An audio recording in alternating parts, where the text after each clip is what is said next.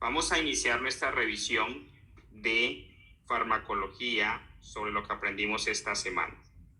Entonces recordemos que cuando estamos hablando sobre farmacología, recuerda que hay dos aspectos importantes a tener en cuenta: la farmacocinética y la farmacodinamia. Entonces hablamos de la farmacocinética y hablamos de la farmacodinamia.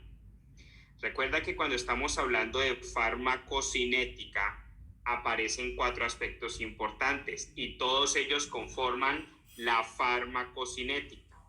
Entonces, en ese aspecto tenemos la absorción, tenemos la distribución, tenemos el metabolismo y tenemos la excreción. Es decir, cuando estamos hablando de farmacocinética, tenemos que tomar atención frente a los aspectos a cómo se absorbe un fármaco, cómo se distribuye un fármaco, cómo se metaboliza un fármaco y cómo se excreta un fármaco. Esos cuatro aspectos básicamente es lo que definimos como farmacocinética.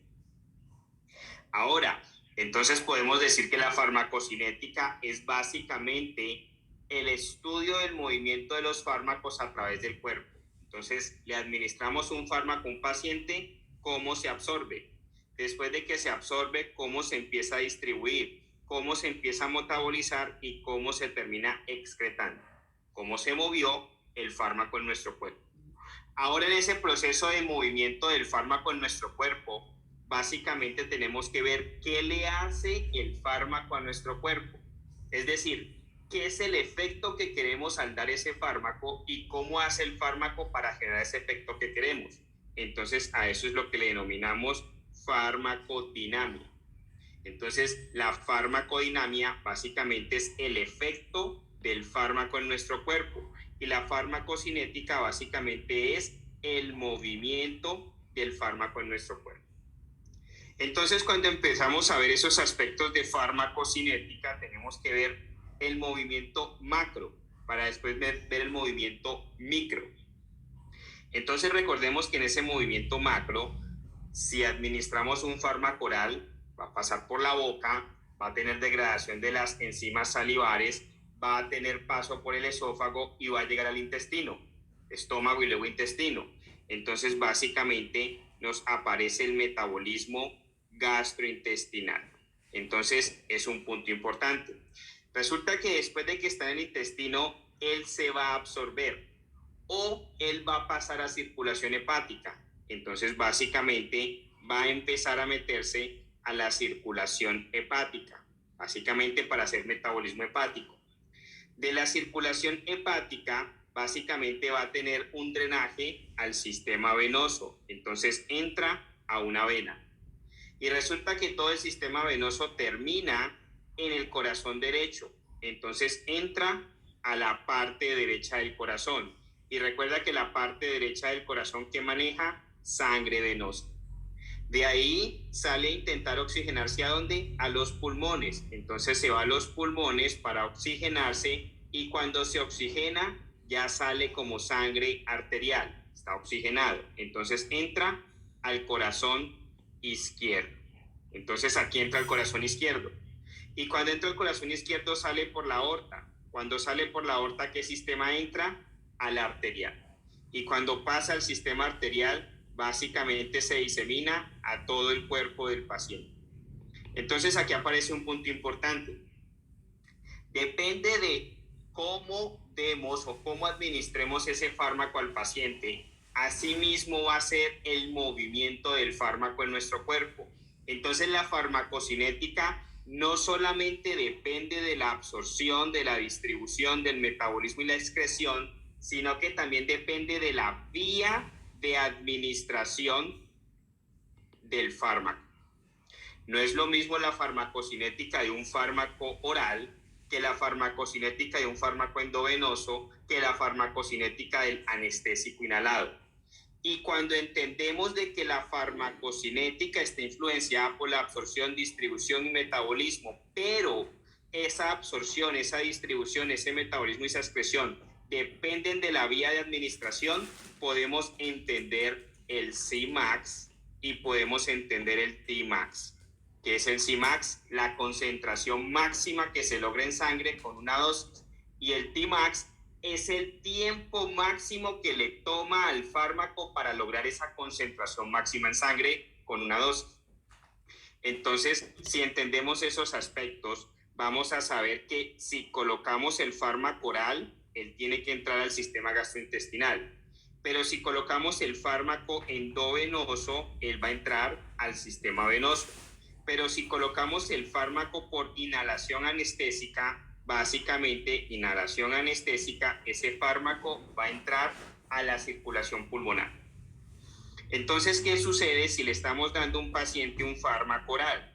Tiene que entrar a metabolismo gastrointestinal, metabolismo hepático, pasar al sistema venoso, pasar al corazón derecho, pasar al metabolismo pulmonar, pasar al corazón izquierdo, pasar al sistema arterial para finalmente distribuirse a todo el cuerpo.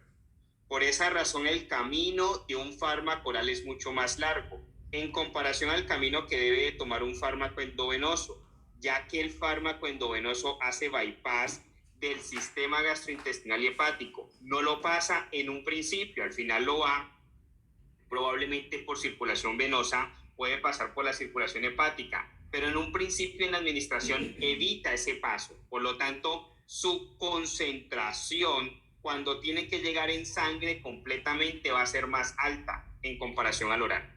Pero si lo damos como anestésico inhalado, que básicamente entra directamente al pulmón, hace bypass del gastrointestinal, del hepático, de la vena y del corazón derecho, entra rápidamente a corazón izquierdo y se difunde por todo el cuerpo. Entonces su distribución, su mecanismo de alcanzar el Cmax va a ser más corto y más potente. Entonces alcanza un Cmax más alto en un tiempo más corto. Por eso los anestésicos inhalados tienen una concentración máxima alta y un Tmax bajo, porque le toma poco tiempo para alcanzar ese Cmax. Entonces recordemos que estuvimos viendo en clase esa gráfica que a veces parece compleja, pero si entendimos estos mecanismos de la farmacocinética, depende de la absorción, distribución, metabolismo y expresión, pero hay unas variables que le influyen, que es la vía de administración, y esa vía de administración influye sobre el Cmax y el Tmax. Entonces entendemos la gráfica. Entonces recordemos que la gráfica básicamente nos quiere mostrar la concentración máxima comparado con el tiempo máximo que le toma el fármaco para lograr esta concentración máxima. Es decir, supongamos, aquí tenemos 1 hora, 2 horas, 3 horas, 4 horas, 5 horas y 6 horas.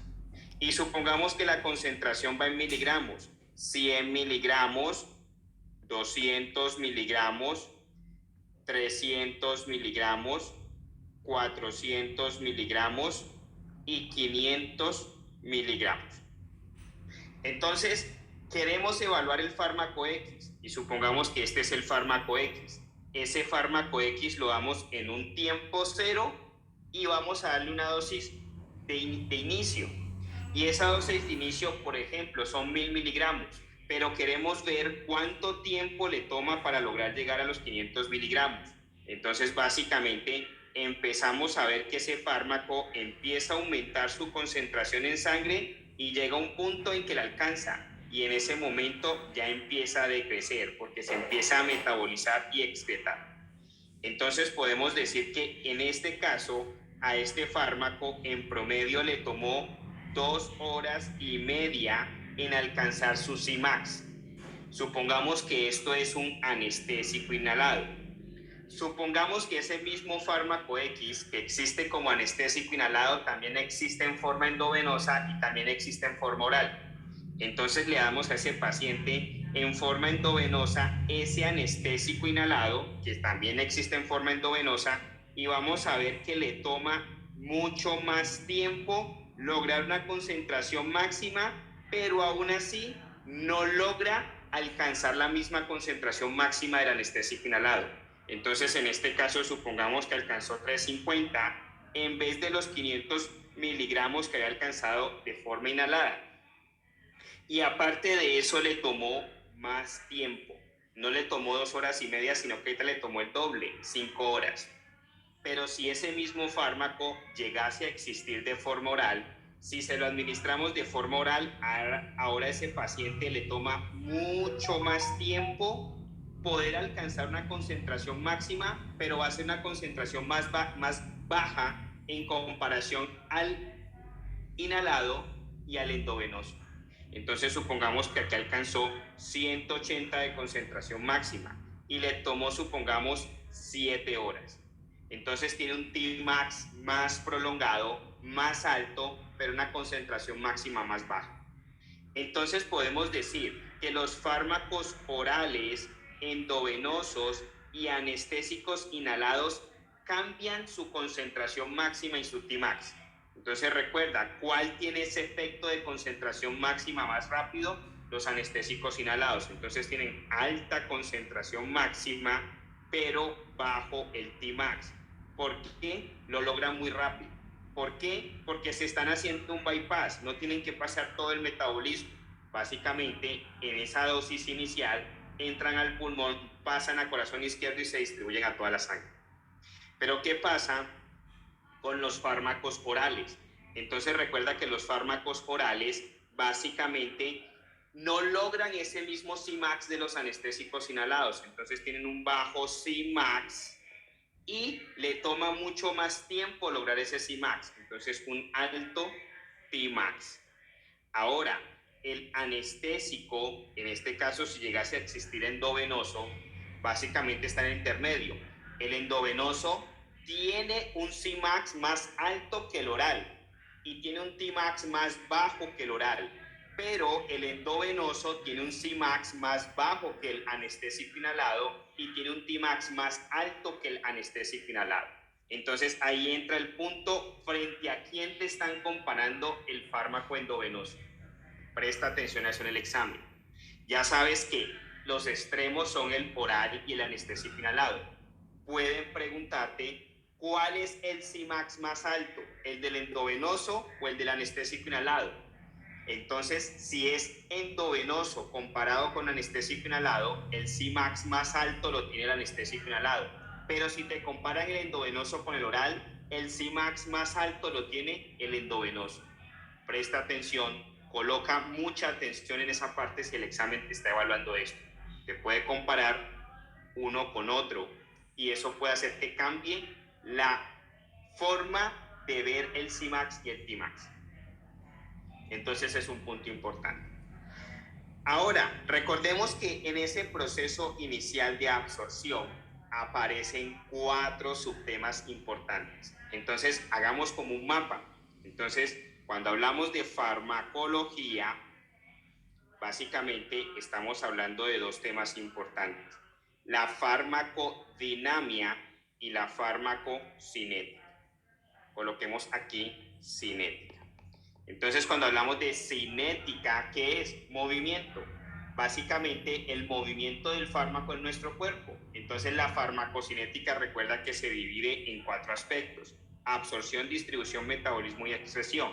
Entonces, tenemos aquí absorción, coloquemos otro color, absorción, metabolismo,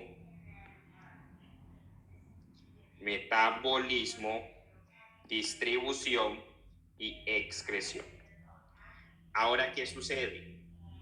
La absorción tiene 4 puntos importantes. Entonces recuerda que la absorción depende de los tipos de difusión. Entonces tenemos difusión pasiva, tenemos difusión facilitada, tenemos transporte activo, o que es lo mismo también posiblemente, algunos lo pueden ver como difusión activa, pero el nombre correcto es transporte activo, y tenemos la endocitosis.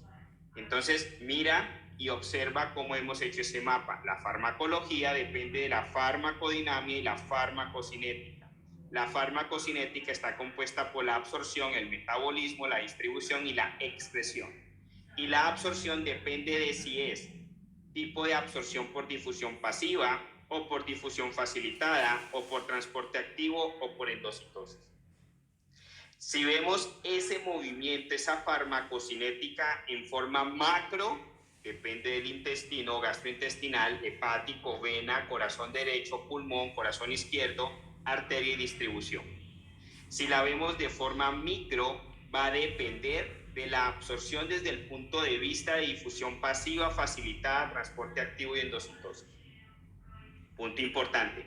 Si entendemos eso perfectamente, entonces podemos entender de dónde viene el concepto de Cmax y Tmax, que es un punto que evalúa mucho el examen.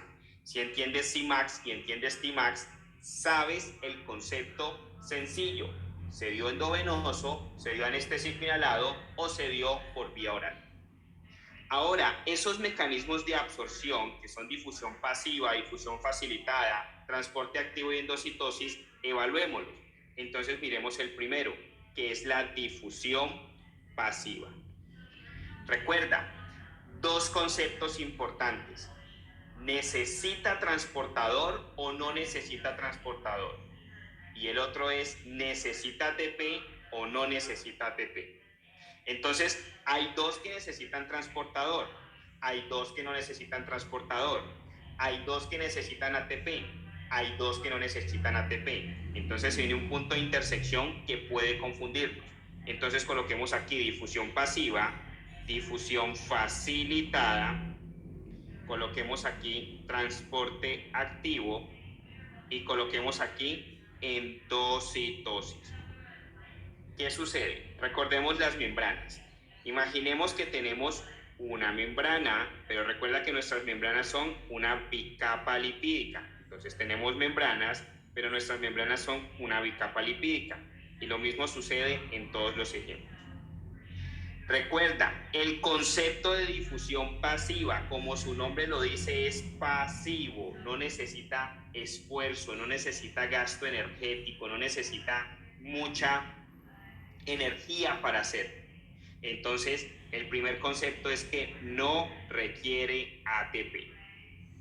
Segundo, si no requiere ATP, entonces ¿cómo se movilizan las moléculas? Pues pasan por difusión pasiva de un sitio que esté muy concentrado hacia un sitio que esté más concentrado. Entonces tomamos el ejemplo, supongamos que aquí tenemos 4 moléculas y que acá tenemos 2. Está más concentrado en el espacio extracelular, entonces se va a mover de afuera hacia adentro. Entonces va a mover por lo menos una molécula para que los dos espacios queden de a 3 moléculas. Entonces el gradiente de concentración se iguala y ahí se para el movimiento. Entonces definamos difusión pasiva. Entonces la difusión pasiva es el movimiento de moléculas a través de una membrana a favor de un gradiente de concentración. Y el movimiento se equilibra y el movimiento se para. Es decir, la concentración se equilibra y el movimiento se para. ¿Necesita ATP? No necesita ATP. Pregunta de examen.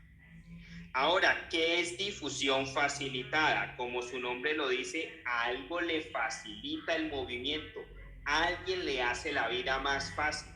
Es decir, la difusión facilitada es todavía más perezosa que la difusión pasiva. Ni siquiera lo hace por sí sola a través de la membrana, alguien más le ayuda. ¿Y quién es ese alguien más? Un transportador. Entonces, aquí hay un transportador. Pero ese transportador no necesita ATP, pero sí hay un transportador. Punto importante y pregunta de examen.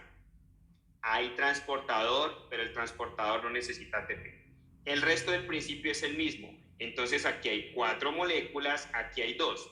Entonces se mueve a través del transportador, quien es el que facilita el movimiento, a favor de un gradiente. ¿Qué quiere decir eso? Que entonces, si hay mayor concentración en el espacio extracelular, a través de la membrana se mueve hacia el espacio intracelular hasta equilibrar los gradientes de concentración. Entonces, en este caso quedaría así. Definamos qué es difusión facilitada. La difusión facilitada es el movimiento de moléculas a través de una membrana que permite el paso de un espacio al otro a través de un transportador que no utiliza ATP. El movimiento será a favor de un gradiente hasta que las concentraciones se equilibren. Pero un punto importante, ¿en qué momento ese movimiento se deja de hacer? Primero, cuando las concentraciones se equilibren, y segundo, Cuando el transportador se satura. Pregunta de examen. Entonces, el movimiento es dependiente del gradiente y es dependiente de la saturación del transportador. Ahora, en el transporte activo también tiene un transportador. Por eso, más que llamarlo difusión activa, se llama más correctamente transporte activo, porque también hay un transportador. Entonces, ¿cuáles tienen transportador? Difusión facilitada y transporte activo. ¿Cuáles no usan ATP? Difusión pasiva y difusión facilitada. Entonces, mira que hay una intersección. Usan transportador uno que no usa ATP y otro que sí usa ATP, porque el transporte activo sí usa ATP. En cambio, la difusión facilitada no usa ATP.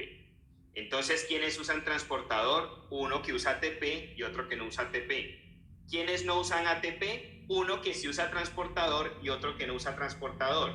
¿Cuál no usa transportador? Difusión pasiva. ¿Cuál sí usa transportador? Difusión facilitada. ¿Pero la difusión facilitada necesita ATP? No. Pregunta de examen.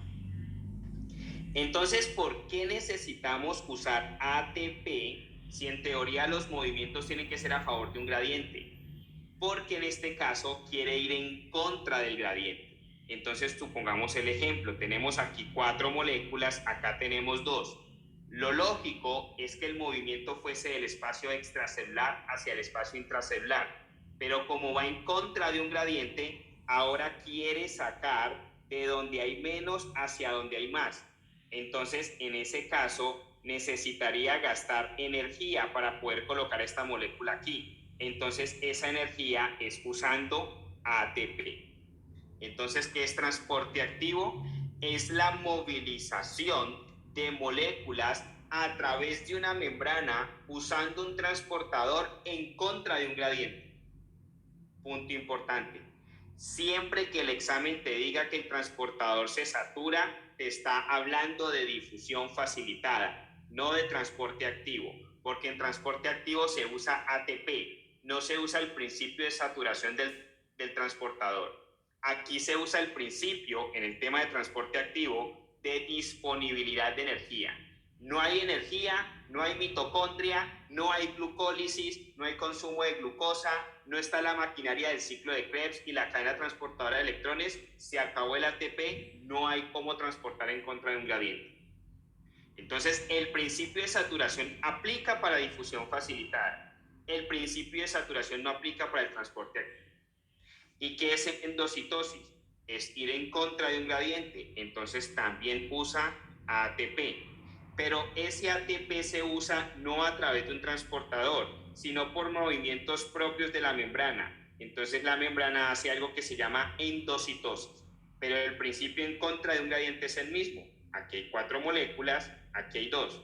La membrana encapsula y saca otra molécula, pero en contra de un gradiente. Para ir en contra de un gradiente necesitas gastar esfuerzo, gastar energía. Por eso usa ATP.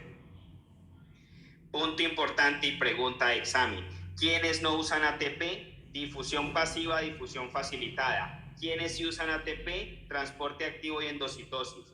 ¿Quiénes necesitan un transportador? Difusión facilitada y transporte activo. Pero la difusión facilitada no usa ATP y se satura.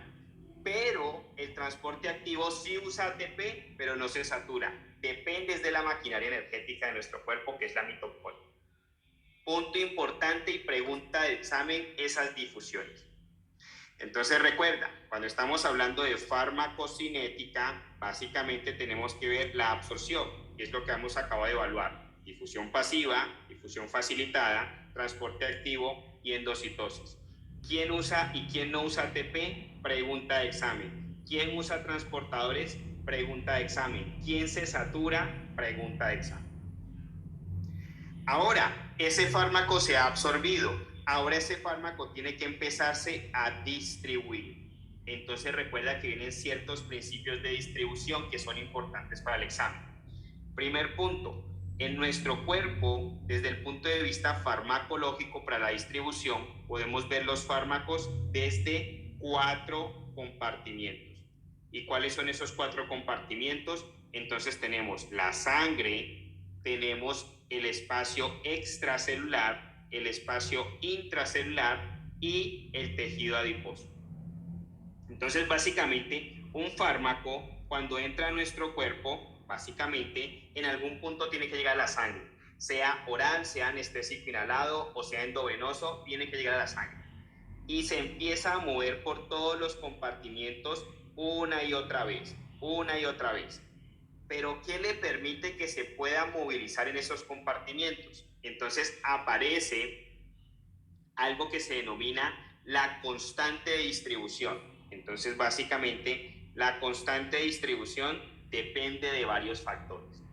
En resumidas cuentas, en efectos más sencillos, ¿qué es la constante de movilización o de distribución? Es qué características tiene el fármaco para poder pasar de la sangre al espacio extracelular, al espacio intracelular, a la grasa y devolverse y seguir haciendo ciclos en esos compartimientos. ¿Qué factores permiten que un fármaco se pueda movilizar ahí? Primero, imagina que esta membrana es delgada e imagina que esta membrana es no digamos en el espacio extracelular, digamos para pasar al espacio intracelular. Hay una membrana súper gruesa. Supongamos que el endotelio es delgado y esta membrana celular es gruesa. Y supongamos que es un fármaco antimicótico, es decir, tiene que atravesar la membrana celular y la pared celular del hongo. Es mucho más difícil que la atraviese que atravesar una membrana celular humana que no tiene pared celular. Entonces, el grosor, el ancho de la pared o de la membrana celular depende como un factor determinante para la distribución. Entre más ancha sea la membrana, más difícil se puede distribuir ese fármaco. ¿Qué otra situación depende? Recuerde, la alta capacidad de unión a proteínas. Si un fármaco se une fácilmente a proteínas, se transporta más fácilmente, por lo tanto se distribuye más fácilmente. El peso molecular. Entonces recuerda, si un fármaco es pesado, se sedimenta, básicamente se cae. Pero si un fármaco es liviano, digámoslo en teoría, flota más y pasa más fácil. Es más liviano y puede permitirle movilizarse más fácil. El otro tema es la carga. Cuando un fármaco tiene carga negativa, tiene más distribución. En cambio, cuando un fármaco tiene carga positiva, tiene menos capacidad de distribución. El otro punto es, estas membranas, ¿de qué están hechas? Ergosterol, colesterol o cualquier esterol. ¿Eso qué es? Grasa. Por lo tanto, los fármacos liposolubles tienen una alta capacidad de distribución. Entonces, si el fármaco que damos es hidrosoluble, baja capacidad de distribución. Si el fármaco es liposoluble, alta capacidad de distribución. Entonces, los principales factores que determinan la distribución de un fármaco es el grosor de la membrana, básicamente la capacidad de unión a las proteínas, el peso molecular, la carga y la capacidad de ser liposoluble. Importantísimo, doctores. Entonces, ahí vamos recordando lo que estuvimos viendo en clase respecto a absorción y distribución. Ahora, el fármaco ya se ha empezado a distribuir. Ese fármaco no puede estar, supongamos que alcanza una concentración máxima de 500 miligramos. El fármaco no estará eternamente hasta nuestros últimos días de nuestra vida alcanzando 500 miligramos. No, el fármaco gradualmente irá decreciendo hasta llegar a 0.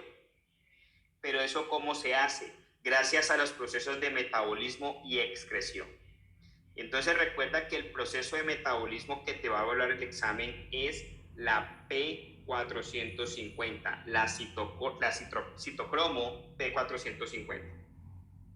Entonces recuerda que hay dos puntos importantes que el examen evalúa aquí. ¿Qué fármacos inhiben la P450 y qué fármacos estimulan la P450?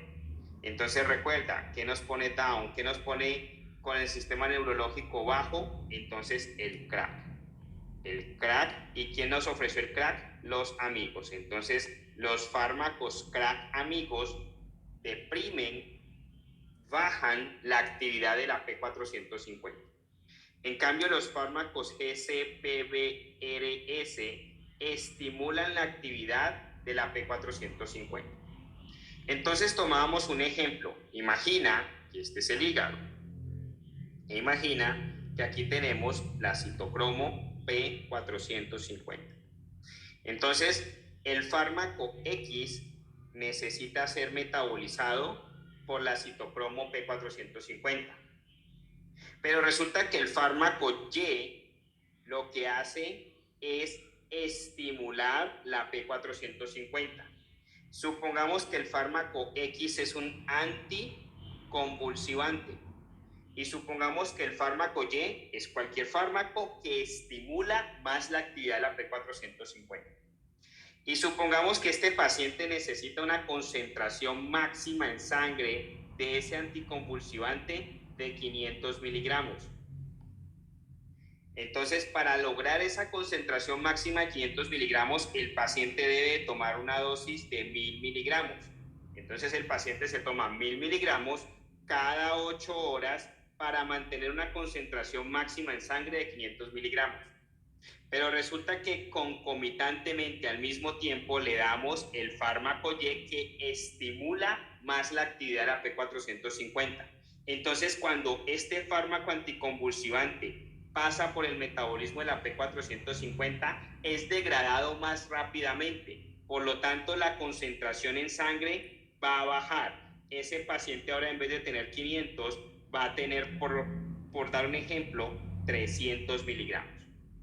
¿Y qué sucede? El umbral para evitar el estatus convulsivo era de 500. Este paciente te va a empezar a convulsionar. Y tú dices, ¿por qué convulsiona? Probablemente no se está tomando el fármaco como es indicado. Y el paciente te dice, sí me lo tomo, 1000 miligramos cada 8 horas. Cuando vas a investigar, estás dándole un fármaco que estimula la actividad de la P450. Y esa es la razón por la cual su umbral del Cmax, de la concentración máxima, le ha caído. Entonces es un principio muy evaluado. Ahora miremoslo en el lado contrario. Supongamos, corremos aquí, supongamos que este paciente le estás dando un anticonvulsivante y el anticonvulsivante necesita básicamente que le des 1000 miligramos para lograr una concentración en sangre de 500 miligramos. Pero además le estás dando el fármaco Y y ese fármaco Y disminuye la actividad de la P450. Entonces, para lograr 500 miligramos como concentración máxima en sangre, se requieren 1000 miligramos. Pero ahora, debido a que la actividad de la P450 está inhibida, este paciente no degrada la cantidad necesaria del fármaco para mantener esos 500 miligramos en la concentración máxima. Cuando menos piensa, este paciente te está haciendo 800 miligramos de concentración máxima. Y tú dices, ¿qué pasa? Le bajas la dosis, probablemente no te hayas dado cuenta que es el fármaco Y, suspendes el fármaco Y y súbitamente vuelve y te cae la concentración máxima. En estos pacientes se pueden generar intoxicaciones por exceso de la concentración máxima del fármaco que se está dando, pero es debido a que hay otro fármaco que está bloqueando la P450. Entonces, ese es el concepto evaluado cuando nos quieren evaluar metabolismo farmacológico. Le estás dando un fármaco que requiere metabolismo por la P450 y le estás dando otro que estimula o inhibe la P450. Por eso los niveles de concentración máxima en sangre se cambian y es porque uno de los dos fármacos está interfiriendo en la acción del otro. Entonces, ¿cuáles son esos fármacos que básicamente inhiben la P450? Entonces, recuerda, tenemos la C de la ciprofloxacina, la R del ritonavir, la A de amiodarona, y coloco aquí aparte amiodarona. Pregunta fija de examen. Efectos no deseados de la amiodarona. Primero, fibrosis pulmonar y segundo, alteraciones tiroideas. Pregunta de examen, ¿quién más te causa fibrosis pulmonar? Te lo causa también la bleomicina y el bisulfam, pero sobre todo preguntado la bleomicina. Pregunta de examen. Amiodarona, fibrosis pulmonar, alteraciones tiroideas. ¿Quién más te causa fibrosis pulmonar? Bleomicina y también el busulfano. Importante. Ahora, nos aparece también la otra C de la cimetidina, la K del ketoconazol, la A de alcohol, la M de los macrólidos, la I de isoniazida, la G del grapefruit juice, la O del omeprazol y la S de las sulfas. Súper pregunta de examen de la P450. ¿Qué aumenta y qué disminuye desde el punto de vista del análisis farmacológico? Pregunta súper fija de examen. Amiodarona, bleomicina. ¿Qué hacen? Fibrosis pulmonar. Pregunta de examen. Amiodarona, ¿qué te hace? Alteraciones tiroideas como efectos no deseados. Ahora, ¿quiénes estimulan la P450? Griseofulvina, coloquémosla aquí aparte, griseofulvina. Súper pregunta de examen. ¿Y por qué súper pregunta de examen? Porque está asociada con los microtúbulos. ¿Qué tienen que ver los microtúbulos? Esa pregunta casi siempre está. Todo fármaco que vaya en contra de los microtúbulos va a causar diarrea en el paciente. ¿Y cuáles son los fármacos que van en contra de los microtúbulos? Los 4 que pregunta el examen. Griseofulvina, vincristin, vinblastin y colchicina. Pregunta súper fija de examen. Fármacos que van en contra de los microtúbulos: griseofulvina, vincristin, vinblastin, colchicina. Griseofulvina, ¿qué es? Un antimicótico. Vincristin y vinblastin, antitumores. Y colchicina, un manejo para la gota. Importante. Entonces también nos aparece la carbamazepina. Y coloquémoslo aquí aparte, carbamazepina. Pregunta súper fija de examen. ¿Para qué nos sirve la carbamazepina? Puede ser un anticonvulsivante, puede ser un tratamiento de la neuralgia del trigémino, pero nos aparece en la mnemotecnia Luis Carlos Escobar. La motrigine, carbamazepina y etosuximab, que causan síndrome de Stevens-Johnson. Pregunta fija de examen. Síndrome de Stevens-Johnson, ¿qué es? Es una manifestación dermatológica por reacción frente a esos fármacos.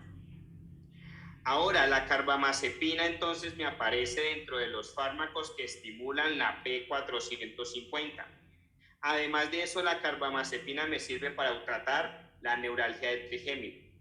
Aparte de eso, el etosuximab, pregunta de examen, me sirve para tratar las convulsiones. ¿De qué tipo? Pregunta fija de examen. Convulsiones de ausencia. ¿Cuál es su mecanismo de acción? Alteran los canales de calcio. Pregunta de examen. También nos aparece la fenitoína, los barbitúricos, la rifampicina y la planta Saint John wort. Pregunta súper fija de examen: griseofulvina, carbamazepina, amiodarona, bleomicina y el concepto del manejo y el análisis farmacológico de la P450. Entonces, ¿qué hemos entendido hasta ahí? Básicamente, cómo se está distribuyendo el fármaco, cómo se está absorbiendo el fármaco y la visión general de estos aspectos. Ahora acabamos de entender básicamente el aspecto del análisis de la P450 y los fármacos que estimulan e inhiben la P450. Está por acá. Fármacos que estimulan e inhiben la P450. Ahora, ese fármaco tiene que excretarse. Entonces vienen los conceptos de excreción. Entonces, básicamente, cuando un fármaco se excreta, el término que se evalúa aquí en el examen son las vidas medias. Entonces, para hablar de vidas medias, nos aparecen 2 tipos de fármacos. Nos aparecen los fármacos de primer orden y nos aparecen los fármacos de 0 orden. Entonces nos dicen los fármacos First Order Kinetics o los fármacos Zero Order Kinetics. Entonces, ¿qué quiere decir? El primer orden, pregunta de examen, la eliminación es porcentual. 0 orden, la eliminación es constante. Entonces les planteaba, imagina que el 1 de primer orden se vuelve un porcentaje. 0 orden es constante. Los fármacos que el examen siempre pregunta como fármacos de cero orden son los fármacos EPA. ¿Cuáles son los fármacos EPA? Etanol, fenitoína, aspirina. Pregunta de examen. Entonces, si un fármaco se está eliminando de forma porcentual, se ve muy diferente al fármaco que se elimina de forma constante. Entonces, un fármaco que se elimina de forma constante viene así. Viene básicamente, le da 100 miligramos, bajó a 50, bajó a 25, bajó a 12.5. Básicamente, perdón, esto sería como más porcentual. Se elimina básicamente 90, 80, 70, 60. Siempre se elimina una tasa de 10 miligramos después de cada vida media. En cambio, un fármaco de eliminación porcentual se elimina un porcentaje de lo que va quedando. Por lo tanto, la gráfica se ve algo así. Entonces, imaginemos un ejemplo. Un fármaco de eliminación de primer orden, que es un fármaco de eliminación de primer orden que se elimina porcentualmente. Entonces aquí en el tiempo cero, en la hora cero, le damos una dosis de carga y ese paciente le sube a un Cmax. Y supongamos que el Cmax son 500 miligramos. Después de eso se va a metabolizar y se va a excretar. Entonces va a empezar a caer. Y supongamos que cae a 450 miligramos. Eso quiere decir que tiene una tasa de eliminación del 10%. Es decir, el 10% de 500 es 50, por lo tanto le quedan 450. A la siguiente vida media vuelve y se elimina, pero se va a eliminar al 10% de lo que va quedando. Entonces ahora se va a eliminar 45 miligramos. Entonces le va a quedar a ese fármaco básicamente 405 miligramos. Y así va sucesivamente hasta que el fármaco va haciendo una curva un poco curveada. En cambio, si viéramos un fármaco que se eliminaría, que se hiciera eliminación como zero order, básicamente se vería así. Este fármaco a la hora cero se le da una dosis de carga, alcanza un Cmax, que suponemos que es 500 miligramos, y básicamente a la primera vida media se le encuentran 400. A la segunda vida media se le encuentran 300. A la tercera vida media se le encuentran 200 y así sigue descargando hasta que llega a 0. Mira la diferencia de esa curva o de esa gráfica respecto a esta. Mira que una tiene un aspecto redondeado y la otra totalmente en descenso rápido, en descenso continuo. Entonces los fármacos de primer orden se ven así. Los fármacos de cero orden se ven así. ¿Cuáles son los fármacos de cero orden? Etanol, fenitoína, aspirina, los más evaluados por el examen. Ahora, se asume que un fármaco más o menos se vuelve muy estable su eliminación, más o menos entre la cuarta y la quinta vida media. Pregunta de examen. Más o menos entre la cuarta y la quinta vida media alcanza un estado estable. ¿Cómo te dice eso el examen? El steady state. Pregunta de examen. Entonces, más o menos después de la cuarta vida media alcanza un steady state por encima del 90%. Pregunta de examen. Entonces nos confundimos, pensamos que tenemos que hacer fórmulas matemáticas complejas. No.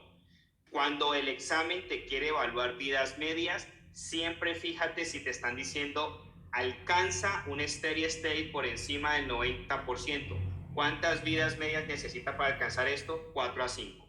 O si te quieren preguntar en cuántas horas alcanza el steady state, tú ya sabes que en 4 a 5 vidas medias es el steady state por encima del 90.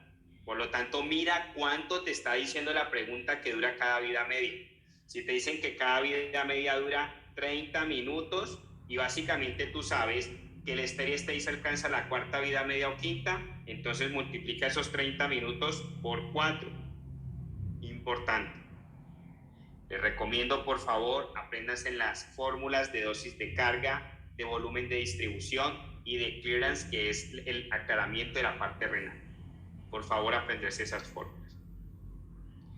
Ahora, hemos entendido esos aspectos sobre la farmacocinética. Entonces, cuando un fármaco ya se ha distribuido, ya se ha metabolizado, ya se ha absorbido, ya se ha excretado, básicamente tenemos que entender y de qué sirvió que ese fármaco se moviera en nuestro cuerpo. Tiene que hacer algo. Entonces le damos a un paciente Tylenol, o es la marca comercial, le damos acetaminofén. Le damos al paciente acetaminofén, le damos 500 miligramos cada 6 horas porque queremos bajar la temperatura en ese paciente. Ok, ¿cómo se absorbió ese fármaco? Es un fármaco oral, es en gotas, es en un niño, puede ser un adulto. Ok, entró por sistema gastrointestinal, se absorbió, se fue a todo el sistema hepático, se fue a toda la parte venosa, desembocó, hizo toda la parte del corazón derecho, etcétera, etcétera. O se lo pusimos endovenoso, ok, entendimos eso. Pero ¿cómo logra ese fármaco bajar la fiebre? ¿Cómo logra ese fármaco bajar la temperatura? Entonces ahí es cuando hablamos de la farmacodinamia. Entonces, ¿qué es la farmacodinamia? ¿Qué le hace ese fármaco a nuestro cuerpo? Entonces, en principio, podemos decir que todos los fármacos actúan por 4 formas.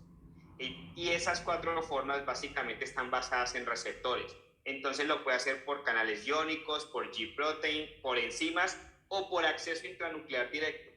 Es decir, recuerda, la célula está llena de una cantidad impresionante de receptores, muchos. Tiene receptores para muchas cosas, pero imaginemos que esto es una célula simple y tiene un solo receptor. Esto es un receptor.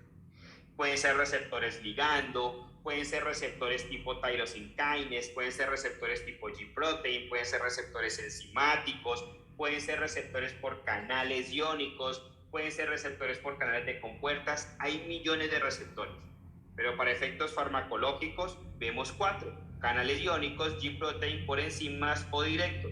Y para efectos del examen el importante es G-protein o de proteínas G. Entonces, ¿qué sucede? Básicamente, a este paciente le hemos dado el fármaco X endovenoso y básicamente ese fármaco X, supongamos que es el ácido valproico. El ácido valproico básicamente lo que quiere es alterar los canales de sodio, pero resulta que ese fármaco no va y dice, ok, canales de sodio ábranse, canales de sodio ciérrense. Eso no funciona así. En este caso, el ácido valproico va a un receptor, ese receptor activa un segundo mensajero intracelular y ese segundo mensajero intracelular le dice al núcleo, quiero y pido el permiso de que alteres los canales de sodio. Entonces, a través del ADN se le dice, fabriquen más proteínas para canales de sodio o fabriquen menos proteínas para canales de sodio. Por lo tanto, se disminuyen o se alteran los canales de sodio. El paciente altera la polarización y repolarización de las células y para la convulsión. Pero no fue el fármaco en realidad lleva un mensaje y ese mensaje es captado por los receptores y los receptores mandan ese mensaje a un segundo mensajero y ese segundo mensajero va y lo lleva al núcleo. Aquí parece una mitocondria, pero en realidad esto es el ADN. Entonces, para efectos farmacológicos en el examen, ese receptor más importante son las G-protein. Pero recuerda, hay receptores enzimáticos, hay canales iónicos, hay canales de compuertas. Y hay algo típico que el examen no evalúa. Y es que algunos no usan receptores, sino que se van directamente al núcleo. Es decir, atraviesan la célula y llegan al núcleo. Y normalmente quienes tienen esa capacidad es porque tienen la capacidad de atravesar la membrana directamente. Y para poder atravesar la membrana directamente se necesita una propiedad, ser liposoluble. Los fármacos hidrosolubles no pueden hacer eso. Entonces, normalmente los fármacos de esteroles, como los esteroides, tienen esa capacidad. Punto importante. Entonces vamos a ver las G-protein, que es el punto más importante del examen. Entonces ese fármaco llega con una información. Compartamos acá otra pantalla. Ese fármaco llega con una información. Y esa información dice, necesito modificar en el núcleo de la célula algo para que ese núcleo dé esa información y dé la orden para que se haga lo que necesito. entonces nos aparecen las proteínas GS y las proteínas GI. Y también nos aparecen las proteínas GQ. Entonces nos aparecen dos espectros distintos. Como su nombre lo dice, GS es estimulatorias, GI es inhibitorias. Entonces, la cascada es estimulada por las GS y la cascada es inhibida por las GI. ¿Qué estimula las GS? ¿Qué inhibe las GI? La adenilciclasa.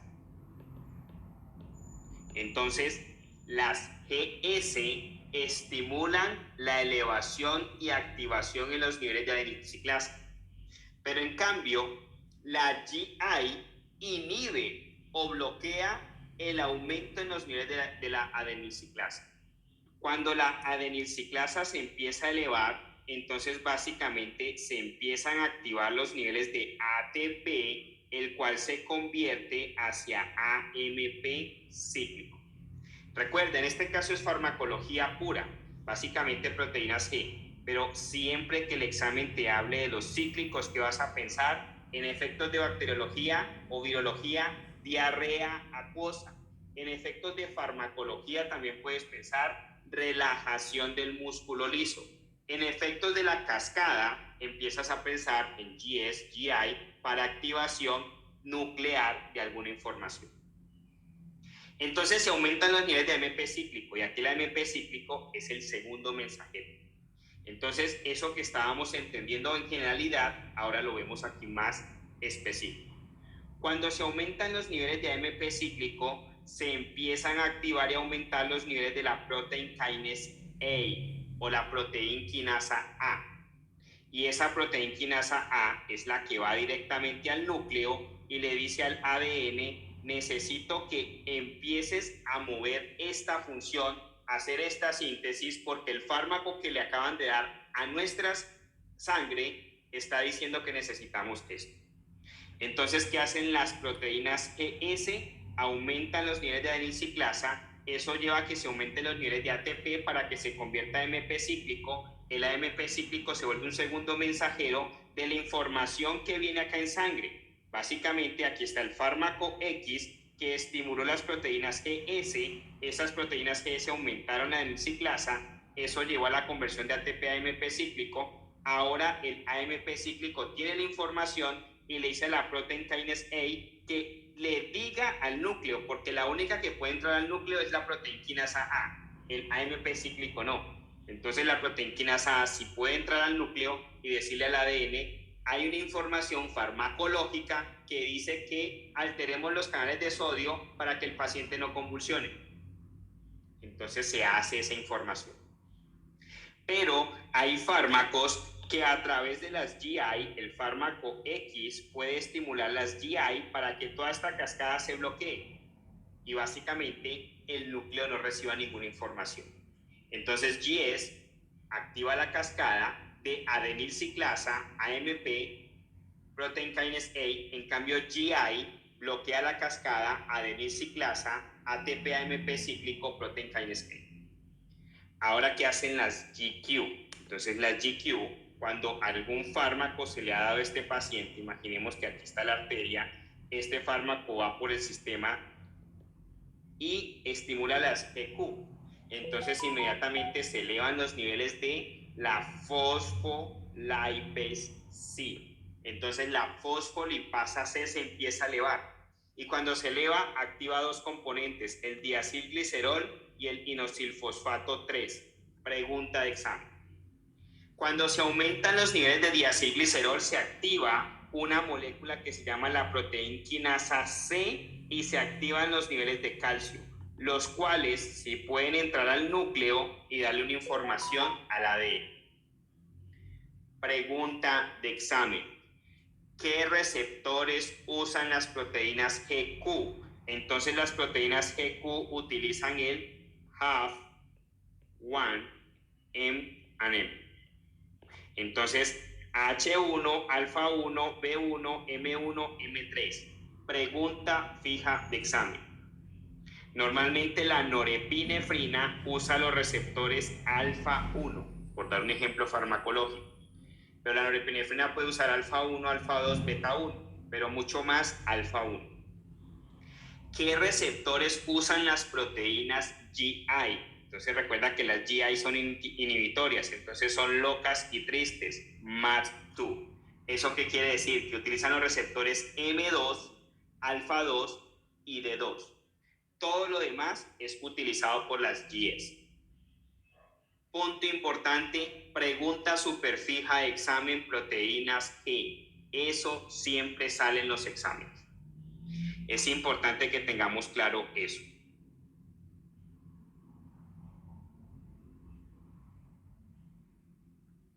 Vamos a hablar ahora sobre esas vacunas que nos pueden evaluar el examen desde el punto de vista de las vacunas vivas atenuadas y las vacunas muertas. Entonces recordemos que tenemos vacunas vivas atenuadas y vacunas muertas. Hay vacunas tipo toxoides, hay vacunas de RNA mensajero, de RNA de transferencia, pero importante para el examen, vacunas vivas atenuadas y vacunas muertas. Entonces recordemos la mnemotecnia que usamos para recordar las vacunas vivas atenuadas. Entonces es attention please, vaccinate small, beautiful, young infants with MMR regular. ¿Qué quiere decir eso? Básicamente estamos recordando attention para adenovirus, polio, y coloquémoslo aparte como lo hemos mencionado en clase. Polio es pregunta de examen. ¿Por qué? Porque polio está en vacunas vivas atenuadas y en vacunas muertas. Nos aparece la varicela, que es el chickenpox. Nos aparece el smallpox. Nos aparece la BCG, yellow fever. Influenza, pregunta de examen. Saquémosla aquí. Influenza. ¿Por qué? Porque tenemos influenza tanto de vacuna viva atenuada como de vacuna muerta. Nos aparece la MMR y nos aparece por último el rotavirus. Ahora las vacunas muertas. Recordemos la mnemotecnia. Rest in peace always. Entonces ese always lo dejamos solo para la A. Entonces, ¿qué quiere decir eso? Básicamente tenemos vacuna muerta para la rabia. Pregunta de examen para la influenza. Entonces, si vemos en dónde más tenemos influenza, en vacuna viva atenuada. ¿Cómo lo diferenciamos? Porque la vacuna muerta, la influenza, básicamente es inyectada. Entonces aquí, inyectada. En cambio, la influenza, que es una vacuna viva atenuada, es intranasal. Punto importante. Ahora nos aparece también la polio. Pongamos la parte polio, porque es importante porque la tenemos en vacuna viva, atenuada y en vacuna muerta. Entonces la polio muerta es kill. ¿Eso qué quiere decir? Que es tipo sal. En cambio la polio, que es viva atenuada, básicamente nos aparece la polio tipo SAVI. Pregunta de examen, polio e influenza. ¿Y cuál otra es viva? Es vacuna muerta. Nos aparece la A de hepatitis A.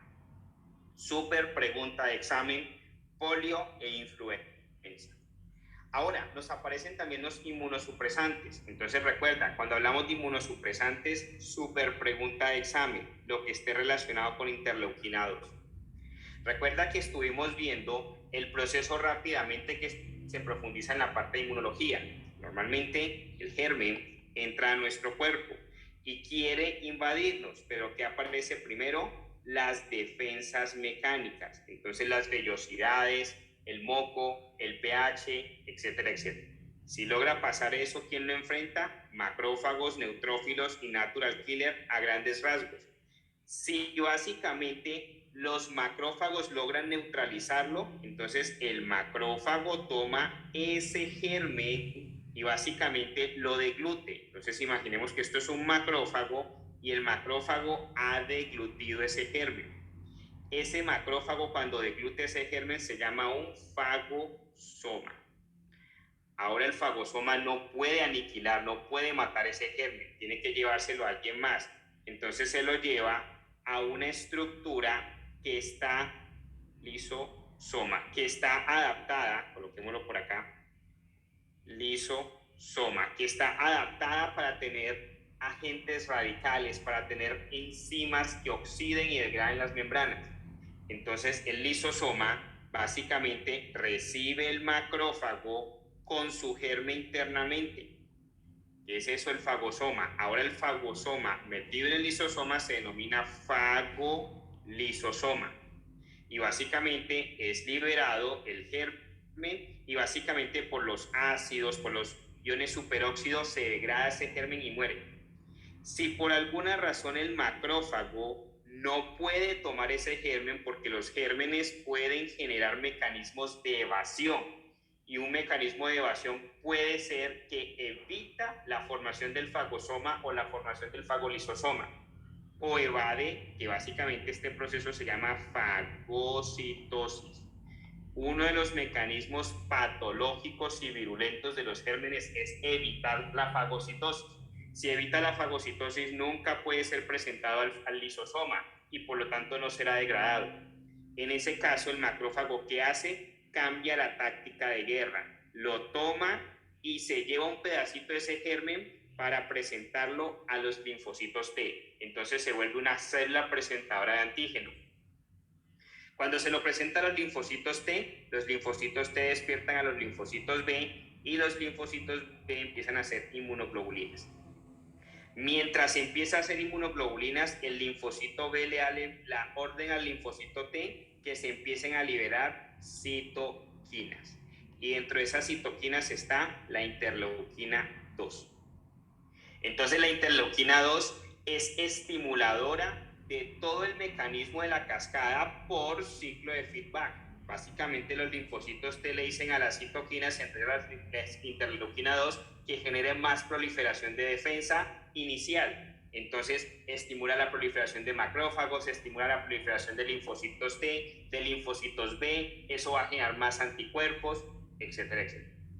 Pero ¿qué sucede si esa proliferación está desordenada y excesiva? Aparecen patologías inmunológicas por exceso de anticuerpos o por formación de antiinmunocomplejos o porque se empiezan a generar ataques excesivos a células de nuestro propio cuerpo. Entonces aparecen los inmunosupresores. Y los inmunosupresores tienen un foco especial en el examen frente a la interleuquina 2. ¿Por qué? Como lo hemos visto, imaginemos que esta es nuestra célula. Recuerda, la célula tiene millones de receptores. Hace un momento estuvimos viendo receptores ligando, receptores de G-protein, pero ahora imaginemos que es el receptor de interleuquina 2. Entonces, básicamente, en sangre se empieza a secretar aumentos de interleuquina 2. Recuerda, todo lo que se haga en nuestro cuerpo tiene que llegar ¿a dónde? Al núcleo, para que el ADN tome la información y haga lo que se necesite hacer. Entonces la interleuquina 2, haz de cuenta que es un fármaco. Esa interleuquina 2 se aumenta en sangre y va y estimula el receptor de interleuquina 2 para que éste lleve la información, ya sea por el AMP cíclico, por las G-protein, por cualquier mecanismo, lleva la información para que el núcleo dé un cambio y empiece a secretar empiece a dar la orden de producción y más síntesis de linfocitos B, linfocitos T, más interleuquinas, aumento de la temperatura, etcétera, etcétera. Entonces, ¿qué sucede? Supongamos que este es un paciente que no está infectado, simplemente está aumentando interleuquina 2, o está produciendo excesivamente linfocitos T o B, o está haciendo inmunoglobulinas excesivamente, está atacando sus propias células. Entonces, un mecanismo de control es decirle a la interleuquina 2, no te actives. Otro mecanismo es decirle a los receptores, no le hagan caso a las elevaciones de la interleuquina 2. Entonces hay inmunosupresantes que actúan directamente en la interleuquina 2 y hay inmunosupresantes que actúan en los receptores de interleuquina 2. O hay inmunosupresantes que pueden actuar en segundos mensajeros, como por ejemplo el mTOR. El mTOR básicamente es un mecanismo por el cual esas elevaciones de interleuquinas estimulan receptores y van y estimulan segundos mensajeros para que le den la información al núcleo. Entonces podemos también bloquear esos segundos mensajeros para que no se lleve la información de estimulación del sistema inmunológico. Entonces ahí es cuando nos aparecen los inmunosupresantes. Recuerda, pregunta de examen, todo casi siempre enfocado a ver si entendemos el mecanismo de la interleuquina 2. Entonces nos aparece la ciclosporina, nos aparece el tacrolimus, nos aparece el sirolimus, nos aparecen los glucocorticoides, nos aparece el micofenolato y el mofetil, nos aparece la azatriopina y nos aparece los anticuerpos monoclonales, los MAC, que ya vamos a ver en profundidad también esos anticuerpos monoclonales. Entonces recuerda, los agrupamos básicamente de esta forma. Y cuando los agrupamos de esa forma es basado en su mecanismo de acción. Entonces, ¿qué hace la ciclosporina y el tacrolimus? Básicamente la ciclosporina y el tacrolimus inhiben la actividad de la interleuquina 2, pero además de eso alteran la unión del FK binding protein y alteran el calcineurin. Pregunta de examen. ¿Qué hace el sirolimus? También altera la unión del FK binding protein, pero además de inhibir o alterar la activación de la interleuquina 2, ¿qué hace? Básicamente altera el mTOR. Y recuerda que el mTOR puede ser un mecanismo de segundo mensajero. Entonces, ¿qué sucede? Tenemos un punto de intersección en donde se parecen. Básicamente hacen cosas parecidas. Pero la diferencia entre ciclosporina, tacrolimus y sirolimus es que el sirolimus altera el mTOR. ¿Qué causa ciclosporina y tacrolimus? Es nefrotóxico. ¿Qué causa el sirolimus? Causa pancitopenia. Pregunta de examen. ¿Qué hacen los glucocorticoides? Recuerda que todo el mensaje viene por elevación de interleuquinas, pero desde un principio nuestro sistema inmune posee linfocitos T y B. Pero ¿cómo se producen más linfocitos T y B? Por la elevación de las citoquinas que empiezan a liberarse en sangre y empiezan a dar activación de los receptores de interleuquina para que se active a nivel nuclear más síntesis de linfocitos B y T interleuquinas. Entonces, ¿qué hacen los glucocorticoides? Bloquean esta síntesis. Entonces los glucocorticoides bajan los linfocitos B y T. Entonces acá podemos decir que los glucocorticoides básicamente disminuyen la síntesis de linfocitos B y de linfocitos T. Además alteran el NF-κB y disminuyen las citoquinas. ¿Qué sucede si disminuimos las citoquinas? Básicamente no hay quien estimule los receptores, por lo tanto no hay tanta información que darle al núcleo sobre más síntesis de linfocitos. ¿Qué hace el micofenolato y el mofetil? Entonces esos lo que hacen es básicamente bloquear una enzima.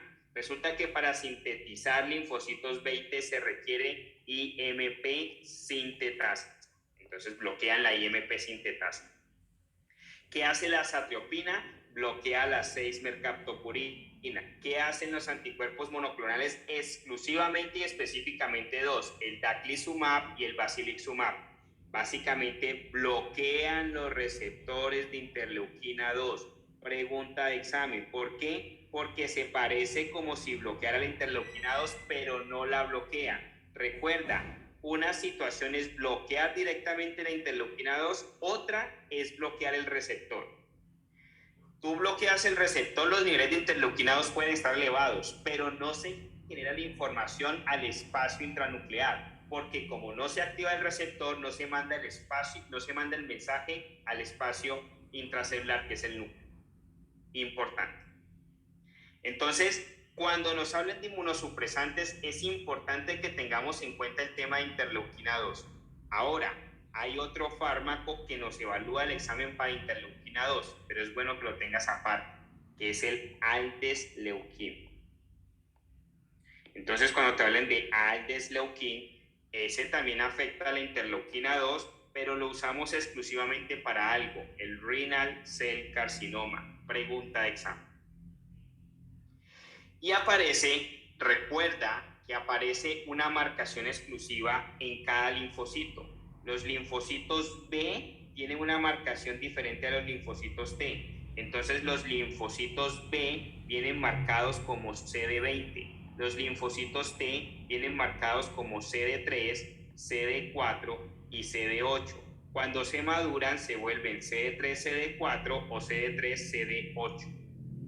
En este caso nos importan los linfocitos B. Hay patologías por alteración de los linfocitos B y específicamente son tres. La patología BIC, que es el B-cell non-Hodgkin linfoma, que está la púrpura trombocitopénica inmune y en donde está la leucemia linfoide crónica. Entonces, ¿cuáles son las tres patologías por alteración de los linfocitos B? Los linfocitos B que vienen marcados CD20, el B-cell non-Hodgkin linfoma, la leucemia linfoide crónica y la púrpura trombocitopénica inmune. Como son alteraciones de los linfocitos B, CD20, podemos darle anti-CD20. ¿Y cuál es el anti-CD20? Pregunta de examen, rituximab.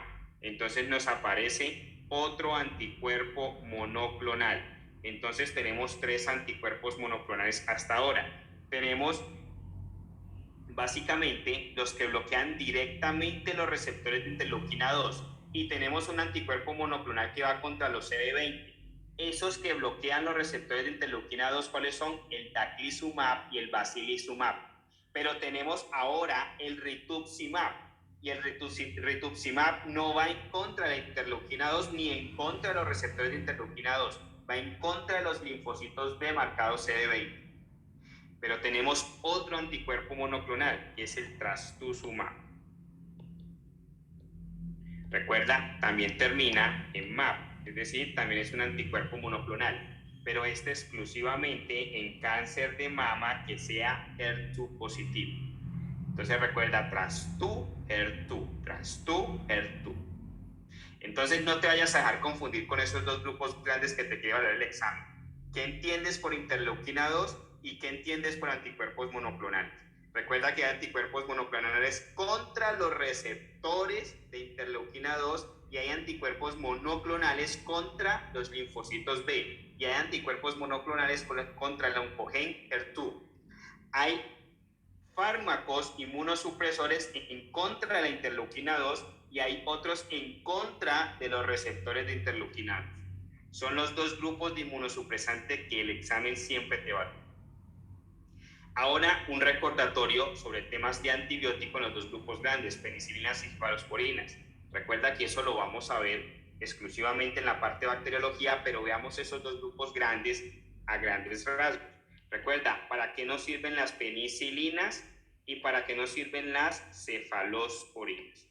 Entonces, básicamente las cefalosporinas, para efectos del examen, la vemos de primera, segunda, tercera y cuarta generación. Y las penicilinas la vemos de ayuda, entonces básicamente son de gran ayuda, entonces la vemos como HERPS. Entonces recuerda, cuando estamos hablando de penicilinas nos sirve para Haemophilus, nos sirve para E. coli, nos sirve para enterococo, nos sirve para listeria, nos sirve para Proteus y nos sirve para Shigella y Salmonella. Cuando hablamos de cefalosporinas, nos sirven las de primera para PEC, las de segunda para PEC-HENS, las de tercera para PEC-HENS más Citrobacter y las de cuarta, todo lo demás importantísimo, Pseudomonas. Entonces, ¿para qué sirven las cefalosporinas de primera? Para Proteus, para E. coli y para Klebsiella. ¿Para qué sirven las cefalosporinas de segunda? Proteus, E. coli, Klebsiella más Haemophilus, Enterobacter, Neisseria y Serratia. Y aquí coloquemos Serratia, un paréntesis. Serratia. Pregunta de examen. Cada que te vayan a evaluar Serratia, ¿qué te van a decir? Que tiene pigmento rojo. Siempre te describen la Serratia, nunca te dicen el nombre. Ahora, cuando quieres para cefalosporinas de tercera que te cubren, lo demás, más Citrobacter. Y para cuarta, lo más importante, Pseudomonas. Súper pregunta de examen. ¿Cuál es el antipseudomónico más evaluado en el examen? Cefepime. ¿Y qué es el cefepime? Una cefalosporina de cuarta generación. Entonces tengamos en nuestra mente rápidamente una cefalosporina de cada generación. De primera generación, cefalexina. De segunda generación, cefaclor. De tercera generación, ceftriaxona. Y de cuarta, cefepime. Importantísimo, pregunta de examen. Recuerda, ¿en qué pacientes o en qué situaciones vamos a dar metronidazol? Entonces, metronidazol siempre piénsalo como get the gap. Es decir, los pacientes que tengan infecciones ya sea vaginales o gastrointestinales, pudiésemos pensar en el metronidazol, que es la giardia, la entamoeba, la tricomona, la gardnerella, los anaerobios y el pylori. Punto importante, cada que te quieran evaluar metronidazol, piensa en esos 6 microorganismos. Punto importante respecto a herpes, no lo olvides. El herpes, el examen siempre evalúa los receptores para thymidine kinase. ¿Qué es eso? Básicamente, imagina que esta es la célula del herpes, es una célula viral y tiene unos receptores que se llaman thymidine kinase. ¿Quién? El virus, no el fármaco, el virus. El virus es el que tiene receptores para thymidine kinase. Entonces, cuando le vamos a dar antivirales en contra del herpes, estos antivirales que hacen buscar los receptores de thymidine kinase para ubicar la guanosin-fosfato, se fosforila el fármaco y puede dar el mensaje para que en el núcleo se genere un daño. Pero ¿qué sucede? Ciertos herpes encontraron que habían esos fármacos que los estaban matando y empezaron a modificar el thymidine kinase y eliminarlo. ¿Qué sucedía? Ya iban los fármacos antivirales contra herpes y no encontraban el thymidine kinase. Entonces hacían resistencia por ausencia del thymidine kinase. Un fármaco grande que usa el thymidine kinase, aciclovir. Entonces, el aciclovir, si no encuentra el thymidine kinase, no funciona, se volvería resistente al aciclovir. Entonces, en esos casos, aparece el citomegalovirus. El citomegalovirus ha generado una evolución en donde no produce los receptores de thymidine kinase para defenderse en contra del aciclovir. Por esa razón, en citomegalovirus resistente usamos Foscarnet, que es el Foscarnet, es un antiviral que no necesita, pregunta de examen, no necesita el thymidine kinase del herpes para poder funcionar. Por lo tanto, no depende del thymidine kinase ni tampoco depende de la guanosin-fosfato. Pregunta de examen. Foscarnet no necesita thymidine kinase. Ahora recordemos ciertos aspectos importantes sobre antimicóticos. Entonces imaginemos que esta es la célula del hongo. Pero recuerda que la célula del hongo tiene algo especial. Tiene pared celular. Entonces, esto es pared celular y esto es membrana celular. Esa pared y esa membrana celular están sostenidas gracias a los microtúbulos. Entonces imaginemos que esos son los microtúbulos. Resulta que nuestras células tienen microtúbulos, nuestras células tienen membrana celular. Esa membrana celular de estos hongos está hecha a base de ergosterol. Nuestras células están hechas a base de colesterol, pero a pesar de que son esteroles diferentes, pueden verse similares desde el punto de vista de composición. Ahora, ¿de dónde viene ese ergosterol?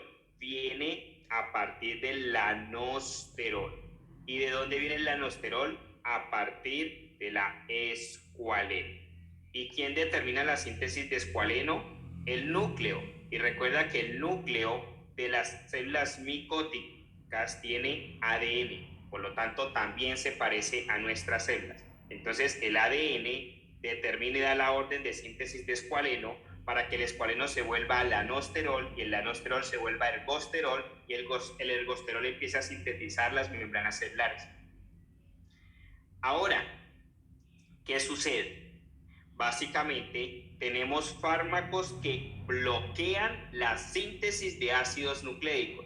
Entonces, si yo bloqueo la síntesis de ácidos nucleicos, no se genera escualeno, no se genera aldosterol, no hay ergosterol, se daña la membrana porque no hay suficiente ergosterol y se daña la célula micótica y la matamos. ¿Cuál es ese fármaco? La flucitosina. Punto importante. Tenemos un fármaco que también bloquea la conversión de escualeno al aldosterol. ¿Cuál es esa? La terbinafina. Tenemos un fármaco que bloquea la síntesis del aldosterol a ergosterol, y esos quiénes son los azoles. Recuerda que hay azoles corrientes y hay azoles que son triazoles. Punto importante. Ahora tenemos fármacos que bloquean directamente la síntesis de la membrana. ¿Y esa cuál es? La anfotericina y la nistatina. Recuerda que la anfotericina se le denomina anfoterrible porque genera muchos síntomas, pone muy enfermo al paciente. Pero el más importante, ¿cuál es? Alteraciones del magnesio. Pregunta de examen. Tenemos otros que alteran la pared. ¿Quién altera la pared? La caspofungina. Entonces aquí nos aparece la caspofungina. Y tenemos otro que alteran los túbulos. ¿Cuál es? La griseofulvina. ¿Qué pasa? Pregunta de examen. Con todos los fármacos que alteran los microtúbulos que causan diarrea. ¿Cuáles son los otros 3 fármacos que el examen siempre te pregunta por mecanismo de acción en los microtúbulos? Colchicina, vincristin y vinblastin. Pregunta de examen. Entonces tenemos el vincristin, el vinblastin, la colchicina y la griseofulvina como fármacos que van en contra de los microtúbulos, que causan diarrea. Importantísimo. Y pregunta de examen. Entonces, de esta forma, vemos una generalidad de los antimicóticos. Recuerda, todo esto tendrá profundización más en la parte de microbiología. Ahora, recordemos los antirretrovirales, HIV. Entonces, recuerda que tenemos nucleócidos, tenemos no nucleócidos, tenemos proteasas. Entonces, ¿qué sucede? Recuerda, hay muchos, difícil acordarse de todos ellos, pero si te recuerdas de sus terminaciones o sus sufijos, te es más fácil. Entonces, los nucleócidos tienen terminaciones en ovir, en ine y en cabir. Los no nucleócidos tienen un intermedio, vir. Los proteasas tienen una terminación en navir. Entonces nos aparece la midubine, por dar un ejemplo. Nos aparece el efavirenz, nos aparece el ritonavir, por dar un ejemplo. ¿Qué efectos no deseados se ven en los nucleócidos? No lo olvides, el sapo. ¿Qué es el sapo? Supresión medular, acidosis láctica, pancreatitis y problemas con el orificio. ¿Qué es eso? Esteatorrea. Los no nucleócidos te causan el TRA. ¿Qué es el TRA? Son teratogénicos y causan rash. Los proteasas te causan síntomas gastrointestinales, aumentan los triglicéridos, causan pancreatitis, dan hiperbilirrubinemia y pueden alterar la P450. Importante, doctores, que reconozcan dentro del examen los nombres de nucleócidos, no nucleócidos y proteasas. No olviden, los nucleócidos ovir ine cabir, los no nucleócidos vir intermedio y los proteasas navir. Ahora, recordemos que básicamente tenemos sistema nervioso simpático, parasimpático y somático. Recuerda que el simpático es una palabra corta, entonces eso es pregunta de examen. La raíz preganglionar es corta. Parasimpático, la palabra es más larga, entonces la raíz preganglionar es larga. El somático es directo. Todos tienen inicialmente recepción con la acetilcolina. Ahora, el somático es directo, entonces no tiene raíz preganglionar y posganglionar. El simpático, como la raíz preganglionar fue corta, la posganglionar es larga. El parasimpático, como la raíz preganglionar fue larga, la postganglionar es corta. ¿Quién termina en recepción del simpático? Norepinefrina. ¿Quién termina en recepción del parasimpático? Acetilcolina. Entonces el sistema nervioso simpático es un sistema adrenérgico que usa G-proteins. El parasimpático es un sistema que es colinérgico que usa G-protein.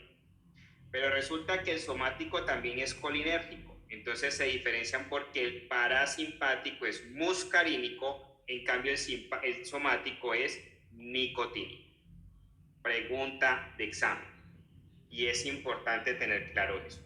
Entonces no lo olvides, cada que nos hablen de somático, parasimpático o simpático, piensa si tiene raíz preganglionar corta o larga, o si es una raíz directa.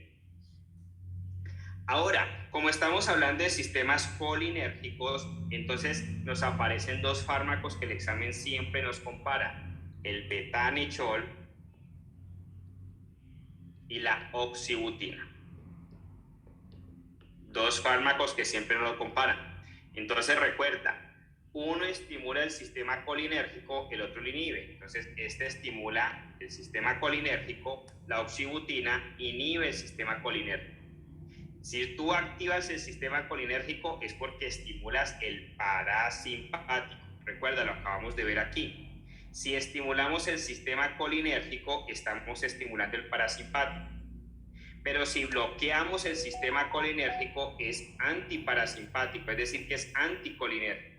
Entonces podemos decir que el betanechol es colinérgico, estimulador del parasimpático, en cambio la oxibutina es anticolinérgico, por lo tanto bloquea el parasimpático. Importante. Ahora, si quisiéramos ver todos los fármacos parasimpáticos, es decir, que son colinérgicos, pudiésemos hablar de todos los que terminan en mine, que es como la fisostigmine, la piridostigmine. Básicamente piridostigmine lo podemos usar en miastenia como tratamiento. Ahí aparece algo importante, el edrofonio. Entonces, edrofonio nos sirve para diagnóstico de miastenia gravis, pero la piridostigmine nos sirve para tratamiento. Ahora, todos estos fármacos mine, piridostigmine, fisostigmine, el edrofonio, el betanechol o el de donribas-va-de-gala, donepezil, ribastigmina y galantamina también son colinérgicos. Importante. Ahora del lado de los anticolinérgicos, la oxibutina es uno de ellos. El otro lo estuvimos viendo en otras lecciones, el bromuro de ipratropio. Nos aparece también la atropina. Entonces, por ejemplo, si un paciente quieres antagonizar la atropina, le puedes dar fisostigmine. Si quieres antagonizarle el fisostigmine, le puedes dar atropina, porque el uno va en contra del otro. El uno es colinérgico, el otro es anticolinérgico. Nos aparece también la escopolamina. Importante, doctores. De esta forma, hemos terminado la primera revisión de farmacología. Punto importante, no olvides, en todas las lecciones siempre han habido detalles que se han hablado sobre farmacología. Importante de que hayas llevado bien tus notas, que hayas tomado bien las lecciones para que puedas ir complementando todo lo que se ha incluido en farmacología a través de todos los módulos con lo que estamos viendo en este módulo exclusivo de farmacología.